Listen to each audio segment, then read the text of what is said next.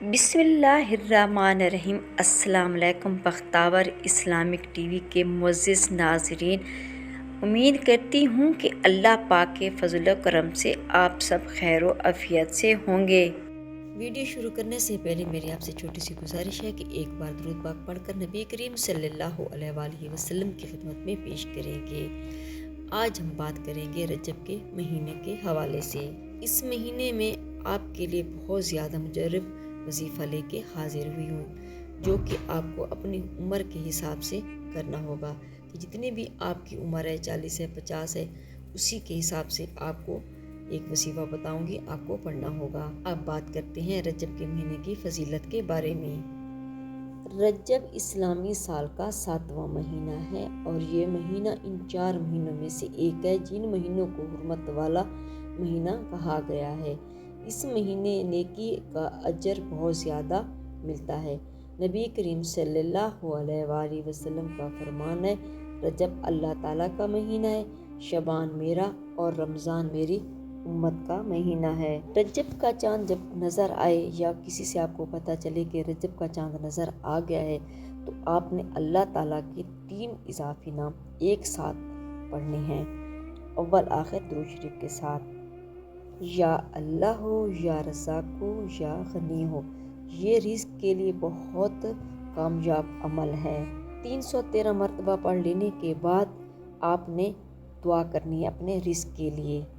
اس عمل کو کرنے سے آپ کو بہت زیادہ فائدہ حاصل ہوگا اور سب سے بڑا فائدہ تو یہ ہوگا کہ پورا سال آپ کے گھر سے رزق ختم نہیں ہوگا، رزق بارش کی طرح آپ کے گھر برسے گا۔ بس میری پیاری بہنوں، اس وظیفے کو یقین کے ساتھ آپ نے کرنا ہے۔ رجب کے مہینے میں اللہ تعالیٰ ذات ہمارے گناہوں کو معاف فرماتا ہے۔ حدیث شریف میں آیا کہ رجب کے مہینے میں استغفار کرنے سے بڑا ثواب ملتا ہے، لا الہ اور استغفار کی کثرت سے ڈھیروں گناہ معاف ہو جاتے ہیں۔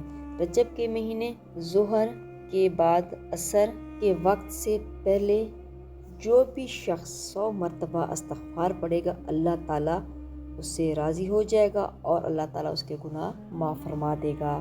رجب کے مہینے میں آپ کسی بھی جمعرات یا جمعے کو نماز مغرب کے بعد 12 رکعت نفل 2 نفل کی نیت سے اس ترتیب سے پڑھیں کہ ہر رکعت میں سورۃ فاتحہ یعنی کہ الحمد رب العالمین پڑھنے کے بعد انا انزلنا 3 مرتبہ سورۃ اخلاص پڑھ کر 12 مرتبہ قل واللہ احد پڑھ کر نماز مکمل کرنے کے بعد آپ نے 70 مرتبہ درود ابراہیمی کو پڑھ لیں، اس سے بھی بہت زیادہ فائدہ آپ کو حاصل ہوگا۔ آپ جب یہ نفل مکمل کر لیں اور سجدے میں جائیں اور آپ نے پڑھنا ہے یا اللہ، یا رحمانو، یا رحیمو، یا غنی ہو، اور روتے اور گڑ گڑاتے ہوئے اپنے رزق کے لیے، اپنی پریشانیوں کے لیے کہ اللہ تعالیٰ ہماری پریشانی کو ختم کرے، ہمارے رزق میں اضافہ فرمائے، اور جو بھی آپ کی خواہش ہے وہ بھی آپ نے سجدے میں جا کر اللہ تعالیٰ سے مانگنی ہے، تو انشاءاللہ آپ کی وہ دعا بھی قبول ہوگی۔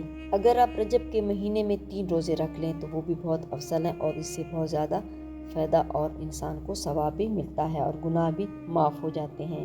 تو میری پیاری بہنوں، ٹائم ضائع کیے بغیر وہ چلتی ہوں آج کے وظیفے کی طرف، جس سے بہت زیادہ فائدہ حاصل ہونے والا ہے آپ کو۔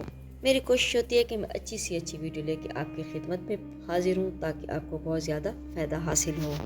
آپ جب بھی کوئی وظیفہ کریں یا کوئی عمل کریں، اس سے پہلے آپ نے صدقہ لازمی دے دینا ہے، کیونکہ صدقہ تمام بیماری، مصیبتوں اور پریشانیوں کو ٹال دیتا ہے۔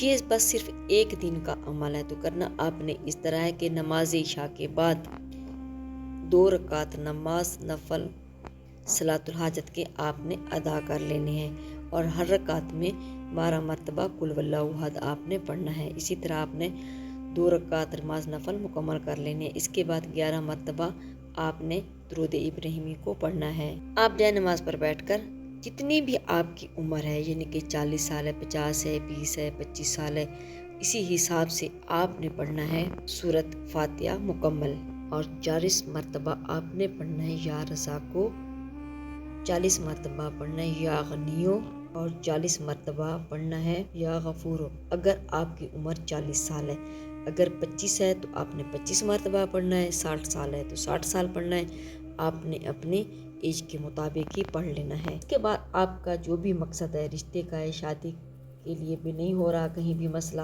اس کے لیے آپ پڑھ سکتے ہیں، بیماری کے لیے بھی پڑھ سکتے ہیں، جس مقصد کے لیے بھی آپ پڑھیں گے تو انشاءاللہ وہ آپ کا مقصد جلدی پورا ہو جائے گا۔ جب آپ یہ اپنے عمر کے حساب سے پڑھ لیں تو دعا کے لیے ہاتھ اٹھائیں اور اللہ تعالیٰ کے سامنے گڑ گڑا کر دعا مانگے، جیسا کہ ایک بچہ اپنے ماں باپ سے اپنی بات منواتا ہے، جب تک اس کی بات نہ مانی جائے تو وہ روتا ہے، گڑ گڑاتا ہے، اس کے ماں باپ اس کی خواہش کو پورا کر دیتے ہیں۔ تو اسی طرح اللہ تعالیٰ فرماتا ہے کہ مجھ سے بھی ایسے مانگو جیسے کہ ایک بچہ اپنے والدین سے اپنی خواہش کو مانگتا ہے، اور جب تک اس کی خواہش کو پورا نہ کیا جائے وہ روتا رہتا ہے اور مانگتا رہتا ہے۔ اسی طرح مجھ سے مانگو اور میں بھی تمہاری جھولیوں کو بھر دوں گا انشاءاللہ۔ آپ اس وظیفے کے بعد اپنے لیے، اپنے گھر والوں، رشتہ داروں اور محلوں والوں کے لیے، سب کے لیے آپ دعا مانگیں۔ اللہ تعالیٰ تمام پریشانیوں، مصیبتوں، بیماریوں اور آفتوں سے تمام مسلمانوں کو محفوظ رکھے، آمین یا رب العالمین۔ اگر میری آج کی ویڈیو آپ کو اچھی لگی ہو تو لائک کریں، شیئر کریں، سبسکرائب کریں، بیل آئکن کو پریس کریں تاکہ ہر آنے والی میری ویڈیو آپ تک بآسانی پہنچ سکے اور میری حوصلہ افزائی ہو۔ فی امان اللہ۔